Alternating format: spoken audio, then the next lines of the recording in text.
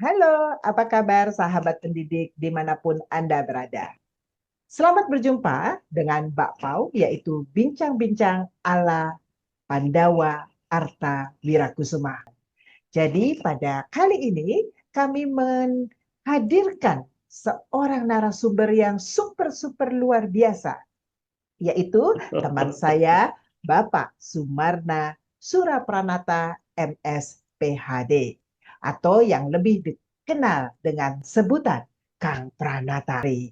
Nah, beliau adalah Direktur Jenderal GTK yang pertama, yaitu tahun 2015 hingga 2017. Dan saya perkenalkan, nama saya adalah Kapri Ajaya.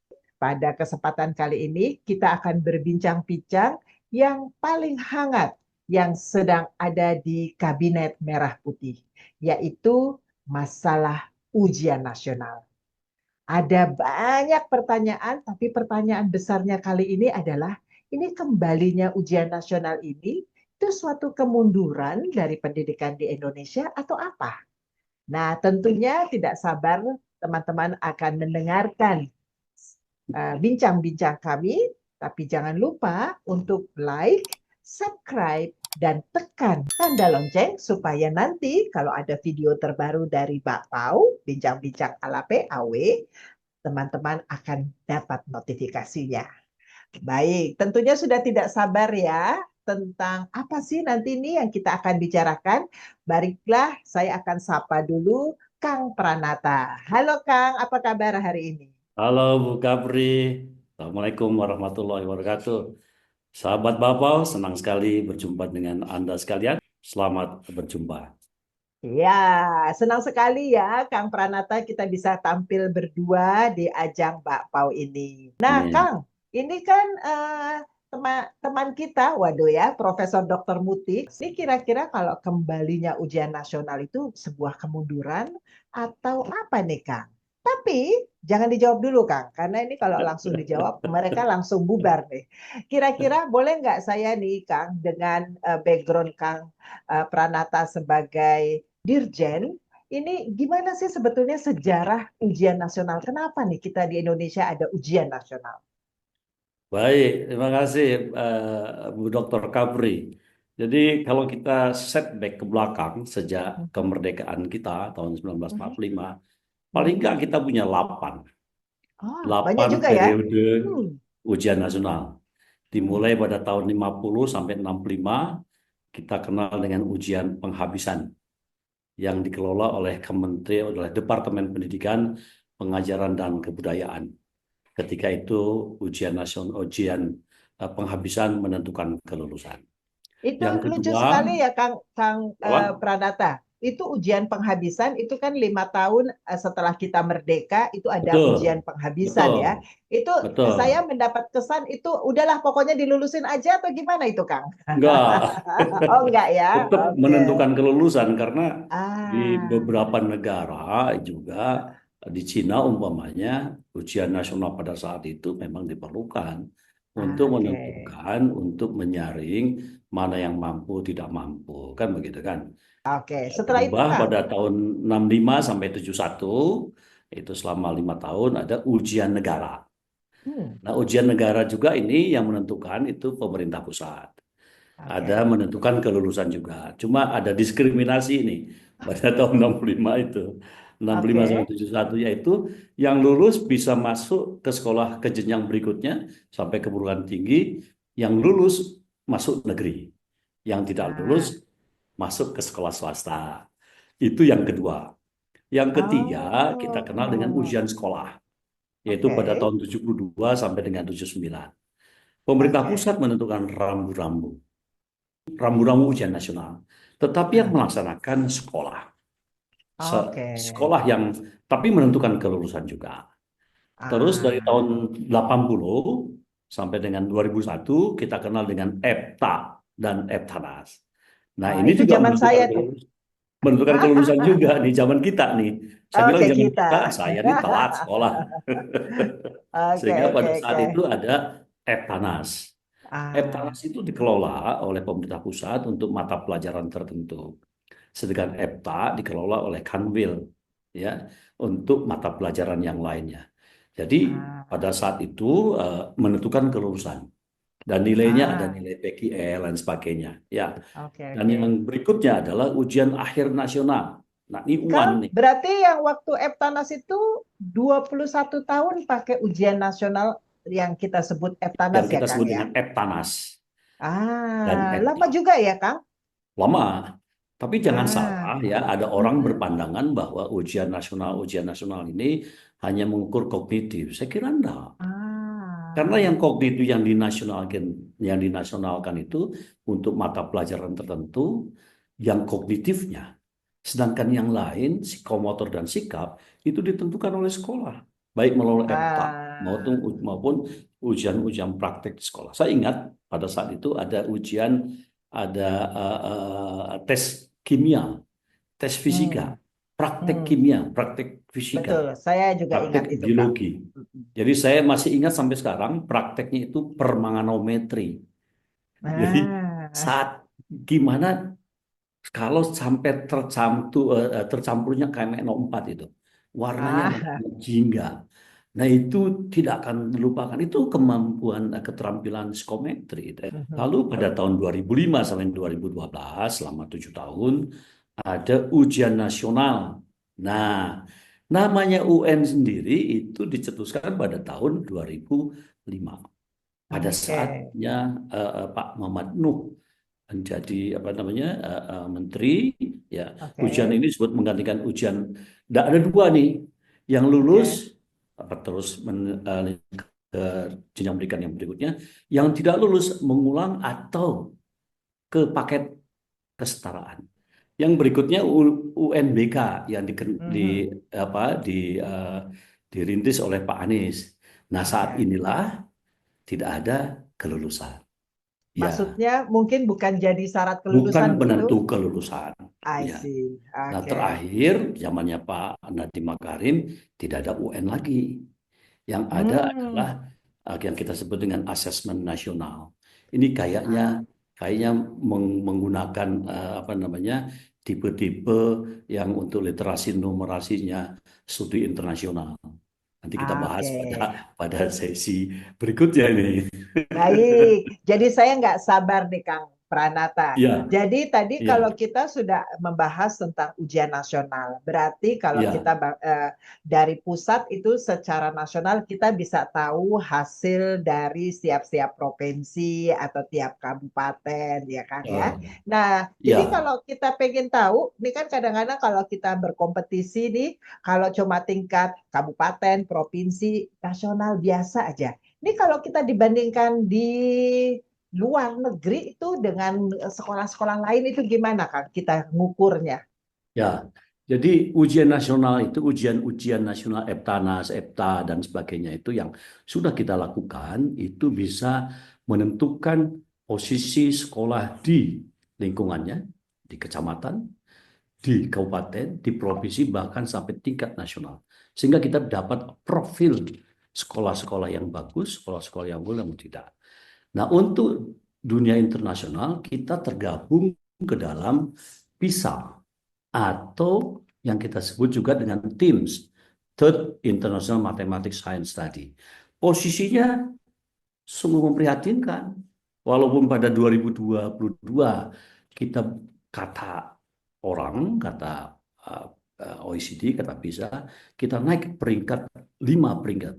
Tetapi sesungguhnya peringkat kita pada kedudukan ke-68 Hmm. dengan skor untuk matematik 379, sains 398, dan membaca 371. Ini jauh di bawah. Mengapa? Karena memang bervariasinya kita dari ujung barat ke ujung timur. Sebenarnya kedudukan kita kalau lihat seperti Singapura, Hong Kong, ya, Shanghai, Taiwan, itu bisa saja Jakarta, Jogja, Bandung, kota-kota pendidikan diikutkan, maka tidak seluruh Indonesia, hasilnya tidak akan jauh berbeda dengan Singapura, Oke. dengan Hong Kong. Kan tidak Cina secara keseluruhan, tetapi di Cina pun kota-kota tertentu saja dimasukkan ke dalam bisa. Tetapi bukan berarti pendidikan kita tidak bagus. Karena saya sendiri produksi Eptanas lulusan Australia. Bu Kapri lulusan Eptanas, doktornya sebentar lagi 2. Ya kan? Bukan berarti sesuatu yang jelek. Kan gitu. Baik, menarik sekali ya Kang ya. Ya, Berarti ada keinginan untuk mengetahui kita itu berada di posisi mana, maka itu betul. akan adanya sebuah ujian. Oke, Betul. kenapa disebut nasional? Karena mungkin karena seluruh Indonesia. Betul. Kenapa harus internasional? Karena dilihatnya dari seluruh negara yang ada di dunia. Nah, pertanyaan Anggota saya nih OECD yang Kang. masuk Betul. ke dalam Pertanyaan tersebut. saya nih Kang nih, Hmm. ini langsung kepada judul dari kita bertemu berbincang ala Pau ya. Pertanyaan saya adalah, jadi sebetulnya kalau dikembalikan ya ke ujian nasional lagi, apakah ini sebuah kemunduran? Karena tentu saja ada pro dan kontra. Ada yang bilang bahwa, Betul. aduh, ujian nasional ini anak-anak diuji itu tidak fair karena mungkin ada ini dan ada itu. Nah, Betul. makanya yang saya ingin tanyakan kepada Kang Pranata yang berpengalaman uh, puluhan tahun di dunia pendidikan, sekiranya menurut Kang Pranata, apakah kembalinya ujian nasional itu menjadi sebuah kemunduran? Pertanyaan Ya. keduanya, apakah itu memang perlu diadakan ujian nasional? Dan kalau memang perlu, apa kira-kira yang Kang Pranata mau berikan eh, apa ya sumbangan pemikiran kepada pemerintah Baik. untuk hal ini? Silahkan Kang. Baik. Kalau dibilang kalau kembalinya UN atau ujian nasional Mhm. itu merupakan kemunduran pendidikan, saya kira terlalu naif, Hmm. terlalu dini untuk mengatakan hal itu. Walaupun Hmm. memang kebebasan berpendapat itu dijamin undang-undang, ya kan? Iya, Betul. masing-masing punya pandangan, para ahli punya pandangan, punya pendapat dan punya pengalaman. Saya lama di pusat pengujian di Balitbang dulu, termasuk menulis soal. Saya juga Hmm. puluhan tahun menjadi guru, ya. Mhm. Pernah guru SMP, SMA sampai S1, S2, juga S3. Saya pikir kembalinya ujian nasional itu adalah sesuatu hal yang menantang. Oke, menantang ya kata Saya kira, kuncinya. saya ulangi, terlalu naif kalau kita Mhm. katakan, ya, itu kemunduran pendidikan Indonesia. Mengapa? Kita kembalilah ke ujian-ujian yang 8 kemarin, tempo hari, artinya beberapa Hmm. dalam sejarah pendidikan Indonesia. Ya. Hmm. Hmm. Tidak mengukur hal kognitif saja, Hmm. afektif dan psikomotor juga diukur. Tetapi ada yang bersifat nasional, ada yang bersifat lokal. Dalam pengertian Hmm. sekolah tetap melakukan. Ya. Hmm. Memang menimbulkan hal-hal mustahil, yes. Itu tidak bisa kita pungkiri. Karena apa? Kita ini produk ujian nasional, loh. Hmm. Ya, saya merupakan produk Eptanas, Saya lulusan juga. SMA tahun 80. Saya bisa sekolah ke luar negeri, Bukapri, lulusan juga Eptanas. Ya Mhm. kan? Bisa Mhm. sekarang insya Allah saya doakan nih cepat selesai nih dokter Ya, yang keduanya, ya kan? terima Itu bukan kasih. sembarangan, ya kan? Jadi terlalu early, terlalu dini untuk mengatakan apa namanya kemunduran bagi pendidikan Indonesia. Jadi saya berpendapat kembalinya ujian nasional itu kembali ke fitrahnya untuk mengukur sejauh mana pendidikan kita berhasil. Kalau Oke. tidak, tidak ada tolak ukur, tidak ada standar. Hmm. Ah, sebagian, bukan sebagian. Beberapa hari yang lalu saya mendapat kabar, mendapat cerita, ada anak SMP tidak bisa baca. Hmm. Sudah SMP tidak bisa baca, itu artinya tidak diukur dari awal, tidak dipantau dari awal. Dari SD kok tidak dilihat. Tapi kan Artinya itu ada standar minimal loh, Kang. Dah, iya, tapi kalau tidak ada ujian nasional, tidak ada standar minimal, tidak diukur. Jadi nggak Kan begitu, nggak diukur ya. tidak diukur. Nah, sedangkan mengukur itu, menilai, menguji, memberikan ujian kepada siswa, itu merupakan salah satu tolak ukur berhasil tidaknya pendidikan, berhasil tidaknya program pembelajaran di kelas, di daerahnya, dan sebagainya. Saya guru bertahun-tahun, saya Mhm. guru mulai dari guru SMP, guru SMA, guru S1, S2 sampai S3, juga pernah Yeay. jadi Direktur Jenderal Guru dan Tenaga Kependidikan, lama Komplit ya Kang? berkecimpung, komplit lah, ya, komplit lah. Saya berpandangan ujian nasional itu perlu. Oke. Nanti kita lihat Singapura, Korea Selatan yang punya ujian nasional, ya, baca dalam tanda kutip ujian yang terstandar. Mereka Mhm. leading dipisah. Hmm. Memang ujian nasional yang lalu menimbulkan hal-hal yang mustahil. Kita perbaiki hal-hal yang hal mustahil itu, yaitu umpamanya ada drilling, ya, kan? Oke. Ada cheating, daerah tidak mau kalau daerahnya nampak jelek. Sekarang saran saya ada pakai kembali ke UNBK, ujian Hmm. nasional berbasis komputer. Hmm. Orang itu berhadapan, siswa berhadapan masing-masing dengan ujiannya dengan komputer. Hmm. Itu terjamin. Cheating tidak akan ada lagi. Mhm. Kalau masalah kecemasan, ya hidup itu berjuang. Ya. Tidak ada yang hidup tidak cemas. Tetapi bagaimana memanage kecemasan itu untuk melihat, ya, untuk melihat kita berhasil tidaknya. Di Australia katanya tidak ada ujian nasional, tetapi kelas 10 mereka sudah ada school exam. Ah, Kalau ujian sekolah itu tidak lulus, maka siswa dianjurkan, bukan dianjurkan, siswa masuk ke college, ke TAFE. Tapi hmm. kalau yang bagus bisa masuk kelas 11 dan kelas 12. Dan nanti bisa masuk perguruan tinggi. Nah, saran saya, pendapat saya, bukan saran, barangkali, ya, ujian ujian nasional yang kelulusan itu disatukan kembali ke periode tahun eh, 60, 71 Ah, tahun oke. 65. Yaitu dijadikan juga sebagai alat untuk menentukan siswa masuk ke perguruan tinggi. Jadi Ah, menyatu itu. jadi itu di tingkat kelas 12 tentunya ya. Betul, kelas Kalau 2. ujian nasional yang di kelas 6 dan kelas 9 itu sendiri gimana Kang Pranata? Ya itu tetap saja digunakan untuk menentukan siswa melanjutkan tidaknya ke sekolah yang berikutnya, jenjang berikutnya kan. Jenjang berikutnya. Peristiwa anak SMP tidak bisa baca itu bisa dideteksi dari awal. Jangan Oke. sekolah dan ditanyakan ujiannya, tetapi kan ada ujian itu ada mulai dari ujian semesteran, pokok Ada bahasa, ulangan-ulangan, ada ada assessment, ada berbagai assessment ya. ya ada sumatif dan sebagainya. Saya kira Betul.